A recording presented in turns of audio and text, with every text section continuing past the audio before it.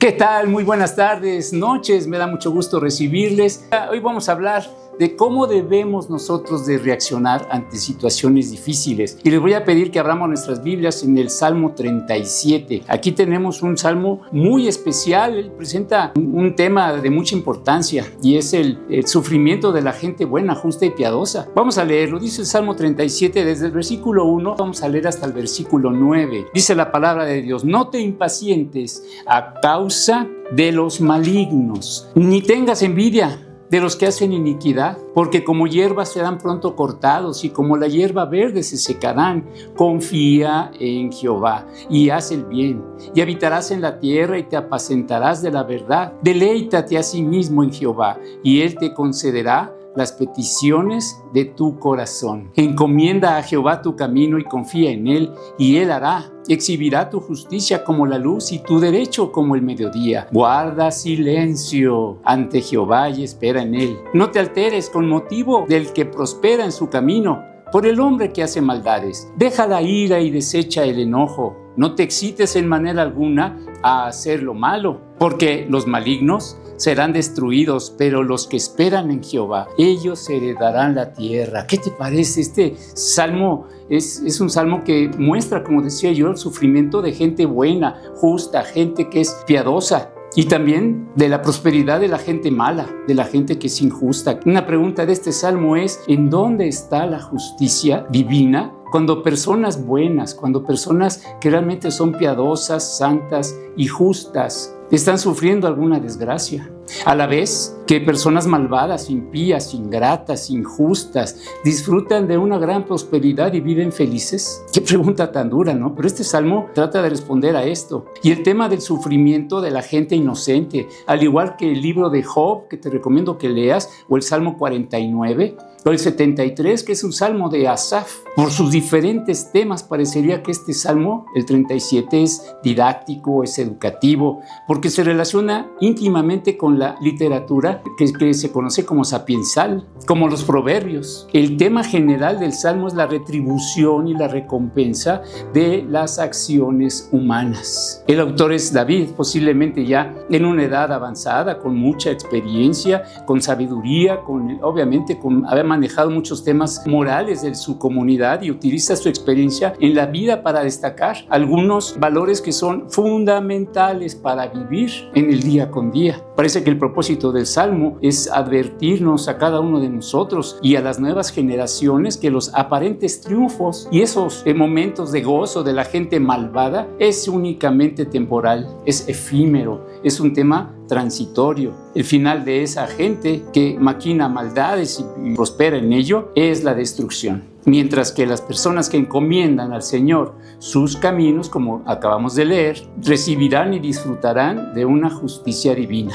Hoy solamente vamos a ver desde el versículo 1 al 9 que les acabo de leer, pero te recomiendo que leas completo el Salmo porque vale la pena. Y vamos a comprender en la narración de David lo que Dios está realmente considerando como los fundamentos de nuestra vida piadosa ante la adversidad. O sea, ¿cómo debemos de reaccionar nosotros cuando algo malo está sucediendo? Y miren, vamos a descubrir que hay por lo menos 12. Veamos cómo empieza el Salmo diciendo: no te impacientes a causa de los malignos. Ahí está el primero. Qué curioso que nos dé este consejo: no te impacientes. Y sabe el Señor que es uno de nuestros grandes defectos, ser impacientes. ¿Sabes cuántas veces se menciona en la Biblia el tema de la paciencia? Aparece en 52 ocasiones. Es muy repetitivo, es muy difícil. Quiere decir que es un tema que no dominamos por nosotros mismos, no está en nuestro dominio. La muestra de esto es que la paciencia no es nuestra, es un don, es algo que nos da nuestro Señor. No proviene de nosotros mismos. La paciencia es parte del fruto del Espíritu Santo, que incluye amor, gozo, paciencia, más características, pero ahí está la paciencia como uno de los frutos. En un momento los voy a decir todos, pero de acuerdo con la Biblia, Gálatas 5, 22 al 23, solo el que anda en el Espíritu puede ser paciente, porque es el fruto del Espíritu. También una característica del verdadero amor es precisamente la paciencia. En 1 Corintios 13 tenemos el capítulo que habla del amor de parte de Pablo, nos está explicando lo que es el amor, y cuando llega al versículo 4 dice que el amor es paciente. ¡Wow! Pablo le encarga a Timoteo también que como pastor de la iglesia haga lo siguiente. Mira, voy a leer 2 de Timoteo, capítulo 4, versículo 1 y 2. Te encarezco delante de Dios y del Señor Jesucristo, que juzgará a los vivos y a los muertos en su manifestación y en su reino, que prediques la palabra, que instes a tiempo y fuera de tiempo, redarguye, reprende, exhorta con toda paciencia y doctrina. ¿Ya viste lo que necesita el pastor Timoteo? Mucha paciencia. Proverbios 14, mira también, llegando al versículo 29, lo que nos advierte. El que tarda en airarse es grande en entendimiento, mas el que es impaciente de espíritu enaltece la necedad. O sea, es lo más necio que hay. Imagínate qué tremendo. El impaciente es necio. Y mira, hay muchas razones por las que somos impacientes, pero nuestro Señor nos está advirtiendo que no lo seamos por lo que hacen los malignos en este salmo. Ellos te ponen así por varias situaciones. Una es porque mucha gente tiene ansias de ser como ellos, los ven que les va bien. Otra es porque te ponen nervioso, te inquietan, te presionen. Hay gente tóxica también, pero otra es porque anheles ser como ellos. Prácticamente está hablando de la invitación a estar tranquilo. Es lo primero que nos está recomendando. Es todo lo contrario a lo que normalmente nosotros hacemos. Cuando leemos en este versículo 1, en este Salmo 37, la segunda parte, entendemos más la causa de la impaciencia, porque dice: no te impacientes a causa de los malignos, ni tengas envidia de los que hacen iniquidad. ¿Ya viste? Este es el segundo punto, mis hermanos, no tengas envidia. Ahora sí tenemos más amplio el panorama, es por eso, es por envidia. Dice el Salmo, fíjate el que decía yo de Asaf, Salmo 73, versículo 2 y 3. En cuanto a mí, casi se deslizaron mis pies, por poco resbalaron mis pasos, porque tuve envidia de los arrogantes, viendo la prosperidad de los impíos. ¿Cuántas veces no nos ha sucedido esto? Tanto David como Asaf nos advierten de la envidia que surge cuando miramos prosperidad de los pecadores. Ese aparente triunfo en la vida hace que aún los creyentes lleguen a confundirse en su fe y desear de ser como ellos. Asaf así pensaba también, pero ¿sabes qué? Él entendió, porque en ese mismo Salmo 73 no lo deja así nada más abierto. Mira lo que dice llegando al versículo 17. Asaf está en el Salmo 73, versículo 17. Hasta que entrando en el santuario de Dios, comprendí el fin de ellos. Asaf no vio una bola de cristal en la que veía el futuro, ni fue a preguntar al internet o a alguien. No. Él, al ver el santuario de Dios, al reconocer y recordar su carácter, su santidad y quién es Él, su justicia, su grandeza, su majestad, entendió lo que pasaría con ellos, con los que no le honran. Siempre he pensado que si nos permitiera el Señor estar con Él 5 minutos en el cielo, cuando regresáramos a nuestra vida aquí en la tierra, veríamos en verdad claramente la diferencia entre lo puro, lo blanco, lo pulcro, lo hermoso, lo santo, y lo sucio, lo oscuro, lo feo y lo pecador que es el corazón humano. Por eso lo que describe nuestro texto, mira el versículo 2, Salmo 37, 2, porque como hierba serán pronto cortados y como la hierba verde se secarán. De veras es trágico al final, ¿no? El tercero está en el versículo 3, porque dice: confía en Jehová. Si ves, es la mejor opción como reacción a lo que hacen los malos. Hasta aquí está diciendo, fíjate, así como un mini resumen. Primero, no te impacientes. Segundo, no tengas envidia. Y tercero, confía en el Señor.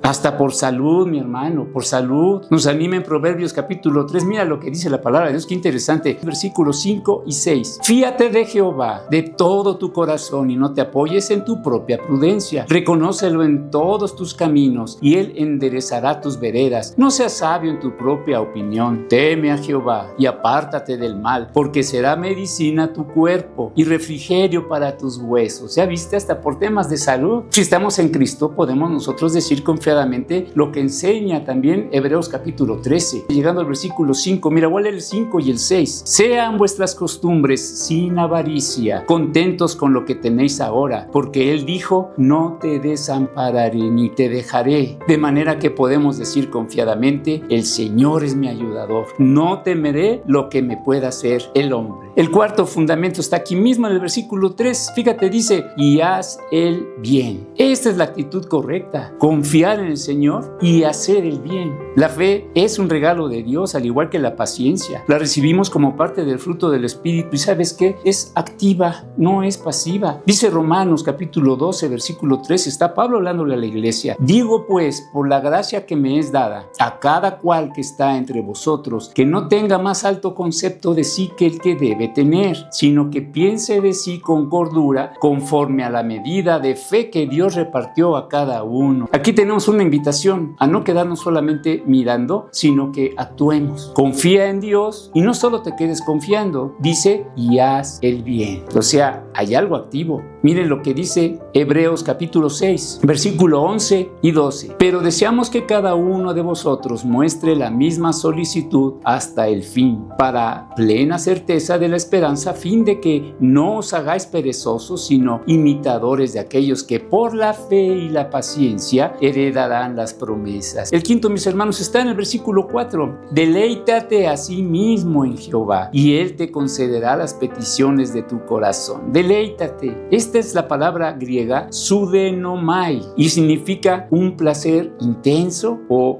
vivo por algo o alguien, pero a tal punto que ese algo o alguien llena, satisface lo más profundo de los sentimientos. Pero además, este deleite no es solo un mero placer, sino que este deleite ha sido conectado con algo más en el contexto, la confianza. O sea, pon tu delicia en Dios y Él te concederá las peticiones de tu corazón. Si no se te conceden es porque no te deleitas en Él. Dios debe de ser nuestro deleite principal en nuestra vida. En realidad, lo debe de ser porque no hay otro como Él. No hay otro que nos tenga ese mismo amor. No hay otro que nunca nos falle. No hay otro que pueda hacer por nosotros todo lo que Él hace. No hay otro tampoco que esté conmigo en cada momento. Debo realmente apreciarle y deleitarme en Él. Insisto, en el principal mandamiento dicho por nuestro Señor en Marcos 12:30. Y amarás al Señor tu Dios con todo tu corazón y con toda tu alma y con toda tu mente y con todas tus fuerzas. Este es el principal mandamiento. ¿Viste la prioridad? En todo dice, esto es amar y deleitarse en el Señor, desear estar con Él.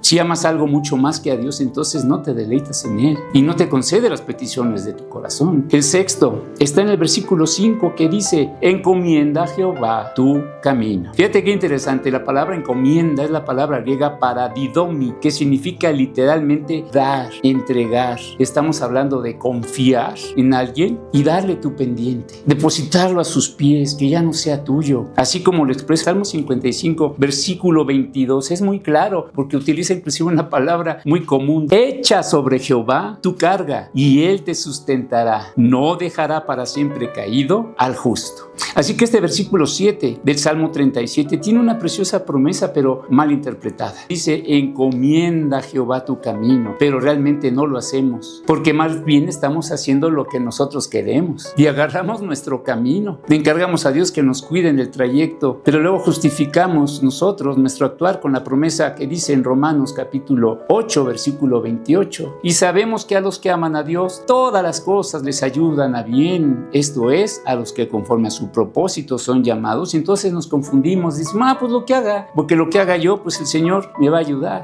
Pero no debe de ser así. Si yo le encomiendo, si yo le estoy entregando el control al Señor, ahora lo debo de seguir a Él. Es como darle el volante. Señor, tú llévame. No puedo después estar queriendo quitarle el volante. Debo de confiar. Recuerda que Él tiene un panorama mucho más completo y sabe el futuro que tú y yo. Sabe mucho más que nosotros por donde debemos de avanzar en esta vida. Así que si yo le encargo mi camino, si le entrego mi futuro, ahora Él me va a guiar a mí. Ya no tengo yo más que confiar en Él y seguirlo. Por eso entendemos lo que nos dice Pablo en Gálatas capítulo 2. Es un versículo difícil de comprender en muchos casos, pero es Gálatas 2, versículo 20. Con Cristo estoy juntamente crucificado y ya no vivo yo, mas vive Cristo en mí. Y lo que ahora vivo en la carne, lo vivo en la fe del Hijo de Dios, el cual me amó y se entregó a sí mismo por mí. Debemos de tener presente esto, que hay un Dios. ¿Y sabes qué? No somos nosotros. Ahora, este fundamento va unido al séptimo, que está en este mismo versículo 7, porque dice, encomienda a Jehová tu camino y confía en Él,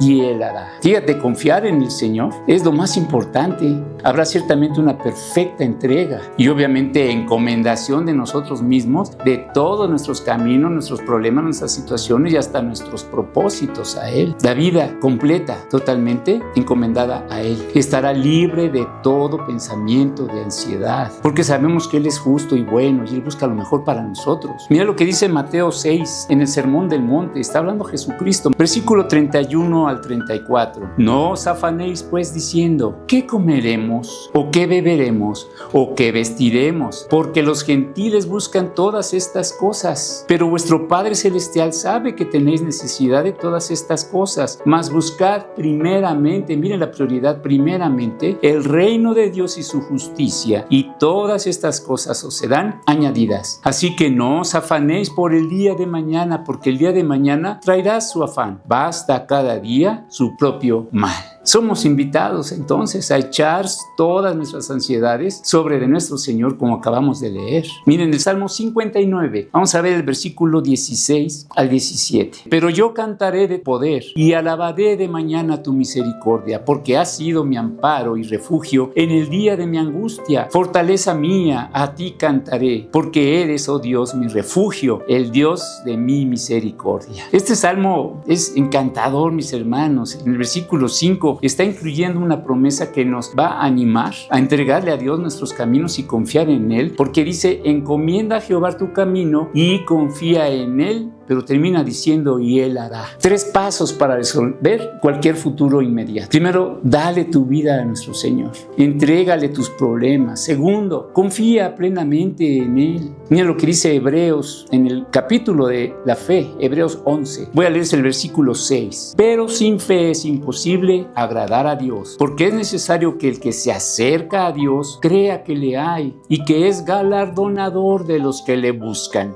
Y tercero, Dios hará, o sea, Él actuará e intervendrá conforme a sus propósitos. Así declaras toda la palabra de Dios, toda, mis hermanos. El octavo fundamento está en el versículo 7, que dice, guarda silencio ante Jehová. Como resultado de los 2 anteriores, en donde ya encomendamos nuestros caminos al Señor y ya estamos confiando en lo que Él va a hacer, pues ahora debemos de reposar en Él. Confiar calladamente es una paz que resulta de encomendarse a Él de todo corazón. Es saber que Él tiene el control, y en este silencio, en esta confianza, en esta quietud, encontrarás nuevas fuerzas. Si le platicamos a todo mundo nuestros problemas, no es guardar silencio. Recuerda Isaías 40:31. Pero los que esperan a Jehová tendrán nuevas fuerzas, levantarán alas como las águilas, correrán y no se cansarán, caminarán y no se fatigarán. Así que descansa en el Señor, porque la batalla ya se la entregaste a Él, ya no es tuya. Por eso en el 9º fundamento está inmediato en este versículo 7, porque dice, guarda silencio ante Jehová y espera en Él. ¡Ah, qué confianza! Espera en Él. Y esperamos en Él porque Él tiene el control de todo. Él es dueño de todas las cosas. Mira lo que nos anima Jeremías 14:22. Él es el dueño de todas las cosas. Hay entre los ídolos de las naciones quien haga llover y darán los cielos lluvias. ¿No eres tú, Jehová, nuestro Dios? En ti pues esperamos, pues tú hiciste todas estas cosas. Claro, con esa confianza lo debemos de decir. Fíjate lo que dice en 1 de Crónicas 29, y voy a leer nada más el 10 y el 11 versículos. Asimismo se alegró mucho el rey David y bendijo a Jehová delante de toda la congregación, y dijo David, bendito seas tú, oh Jehová, Dios de Israel, nuestro Padre, desde el siglo y hasta el siglo. Tuya es, oh Jehová, la magnificencia y el poder, la gloria, la victoria y el honor,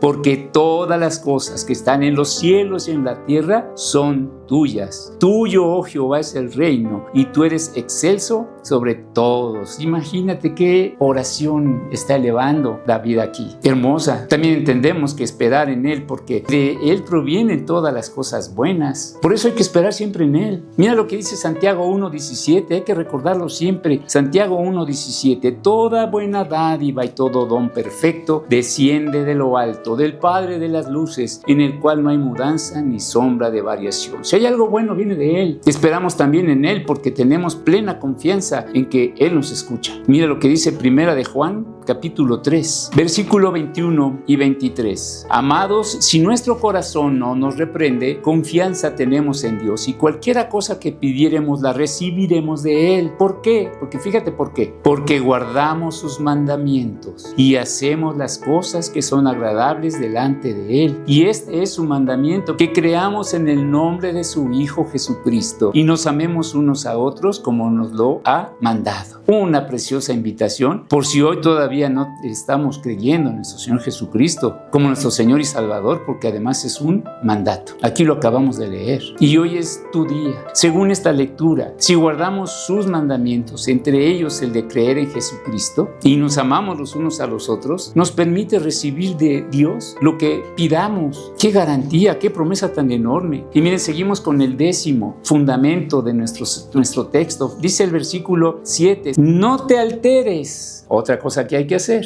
No te alteres con motivo del que prospera en su camino, por el hombre que hace maldades. No te alteres. Y no te alteres significa que no debes de perder la calma. Nos enfurece cuando pasa algo así. Y tiene que ver con cambios de comportamiento. Variamos, nos inquietamos, nos perturbamos. Se desarregla algo que estaba bien. Por eso dice, no te alteres. ¿Qué eso significa? Si tú estás tranquilo y algo te cambia, eso ya te alteró. Y el Señor no quiere eso. La palabra de Dios te pide que no hagamos eso, porque estaríamos entonces en riesgo de desviarnos, perder el control y hasta llegar a pecar. Es todo lo contrario a la paciencia. Según el diccionario real de la Academia Española, fíjense, paciencia se define como la capacidad de padecer o soportar algo sin alterarse. Ya hablábamos de paciencia hace un momento. Nosotros somos llamados a permanecer. Nos enseña nuestro Señor Jesucristo en Juan 15, versículo 4 y 5. Permaneced en mí y yo en vosotros. Como el pámpano no puede llevar fruto por sí mismo si no permanece en la vid, así tampoco vosotros si no permanecéis en mí. Yo soy la vid, vosotros los pámpanos. El que permanece en mí y yo en él, lleva mucho fruto, porque separados de mí nada podéis hacer. ¡Qué verdad tan grande! Otra vez una enorme promesa, pero condicionada. Veamos el onceavo fundamento que está en el versículo 8. Mira lo que dice: deja la ira y desecha el enojo. Podría ser dos, sin embargo es uno, porque la ira incluye por definición al enojo, solo que al extremo de la irritabilidad. En ambos casos hay que abandonar algo. Fíjate, dice deja y desecha. Son claras las instrucciones. No podemos nosotros mantenernos como estamos. Dice que hay que hacer dos cosas: no tener en uno mismo ni enojo ni ira. Tenemos el proverbio clásico en Efesios 4, y ya vamos a leer Efesios 4, versículo 26 y 27. Airaos, pero no pequéis. No se ponga el sol sobre vuestro enojo, ni deis lugar al diablo. ¿Viste? Eso sería una consecuencia. Dos cosas importantes. Primero, enojarnos, que está dentro de nuestras características que nos dio nuestro Señor cuando fuimos creados por Él. Porque Él sabe y espera que nos molestemos por algo injusto o por algo que suceda que no le esté dando la gloria a Él. Y por eso cuando vemos una injusticia nos enojamos. Lo mínimo que yo pudiera sentir cuando miro a alguien que hace injusticia o no tiene temor de Dios es sentir precisamente enojo. Hasta Jesús se enojó cuando vio el templo, que estaba lleno de vendedores en lugar de adoradores. Pero ese sentimiento no debe permanecer en mí. Lo debo cambiar por compasión inmediatamente y orar por estas personas. Dios tomará el asunto en sus manos. Y segundo, si permanece el enojo, nos puede llevar a pecar y darle lugar al diablo. Así lo está diciendo el apóstol. La ira es todo lo contrario a la justicia de Dios. Mira lo que dice Santiago capítulo 1. Voy a leer versículos 19 y 20. Por esto, mis amados hermanos, todo hombre sea pronto para huir, tardo para hablar, tardo para airarse, porque la ira del hombre no obra la justicia de Dios. ¿Ya viste? Dice también la palabra de Dios en Romanos capítulo 12. Te voy a leer el versículo 19. No os venguéis vosotros mismos, amados míos, sino dejad lugar a la ira de Dios, porque escrito está: mía es la venganza, yo pagaré, dice el Señor. Un 12º fundamento está en el mismo versículo 8. Mira lo que dice: no te excites en manera alguna a hacer lo malo. Y mira, mi hermano, mira, mi hermana, la excitación y los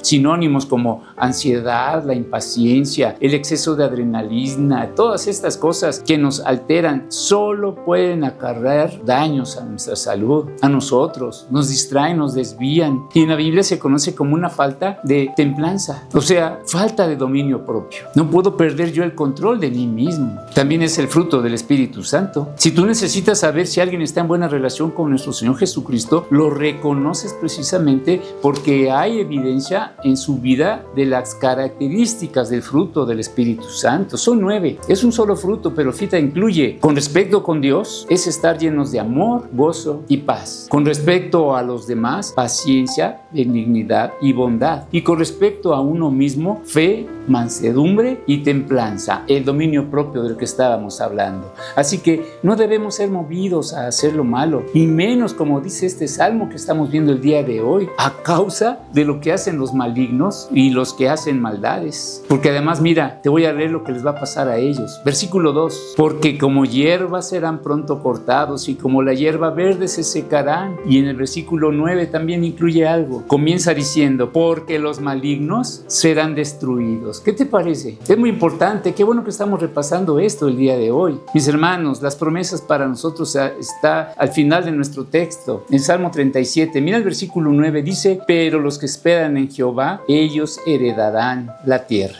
En conjunto, todas estas reacciones que debemos tener suenan muy fácil, suenan como a quédate tranquilo y confía, pero no es pasivo, y es porque estamos confiando en Dios, porque vamos a esperar algunas respuestas. ¿Las vamos a tomar en cuenta? ¿Tú te animas? Yo sí lo voy a hacer. Vale la pena que repases otra vez estos versículos, Salmo 37, versículo 1 al 9, para animarte y que el Señor te permita que cada que vas a tener un enojo y quieres perder la calma o tienes ansiedad, lee este salmo para que te acuerdes de lo que el Señor quiere para tu vida. Vamos a darle gracias a Dios, y me da mucho gusto que me acompañaran también. Gracias por sus comentarios. Voy a tratar en cuanto pueda de responder, y les agradezco en verdad grandemente que estén conmigo. Vamos a orar. Bendito Dios, te damos muchas gracias, Padre, que nos has permitido poder reunirnos, Señor, y compartir tu hermosa palabra. Permite que estas promesas que hemos visto el día de hoy y estas reacciones, Señor, podamos nosotros llevarlas a cabo, controlarlas. Todas son actitudes, todas son también acciones, cosas que tenemos que hacer responsablemente, Señor, delante de ti. Te pido que nos ayudes en ello. Bendícenos, tú sabes nuestras necesidades, los problemas por los que estamos pasando, y por eso hoy acudimos a ti, Señor, para crecer y conocer cuál es tu voluntad, y hoy nos has mostrado mucho de ello. Te amamos y permítenos estar tranquilos, confiando en ti. Te lo pedimos siempre en el nombre de Jesucristo, nuestro Señor y Salvador. Amén. Les mandamos un fuerte abrazo, muchas gracias, y que Dios los bendiga grandemente.